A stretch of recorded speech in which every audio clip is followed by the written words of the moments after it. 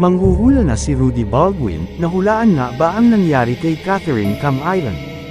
Isang pangitain ang ginawa ng celebrity fortune teller na si Rudy Baldwin na mabilis na naging viral sa social media matapos itong iugnay ng kanyang mga tagahanga sa pagkawala ng Miss Grand Philippines 2023 candidate na si Catherine Cam Island, noong ika-12 ng Oktubre.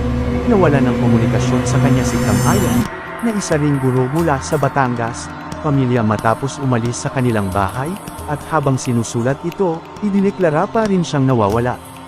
Ang kaso ng beauty queen ay sinundan ng milyon-milyong netizens na umaasa na siya ay buhay pa. Gayunpaman, ang ilan sa kanila ay nagpahayag ng pagkabahala matapos nilang basahin ang pangitain ni Baldwin tungkol sa isang individual mula sa Batangas na 6 na talampakan sa ilalim ng lupa. Nakikita ko ay paulit-ulit ko nakikita. Halos araw at gabi lagi lumalabas sa vision ko.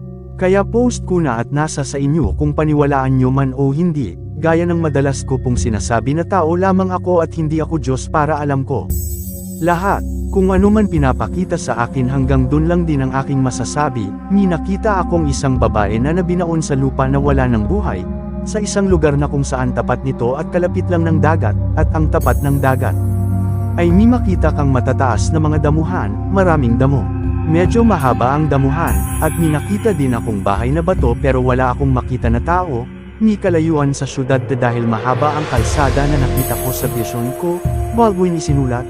Samantala, sinabi ng mga awtoridad na natukoy na nila ang 4 na persons of interest sa kaso, kabilang ang rumored boyfriend ni Cam Island na isang pulis.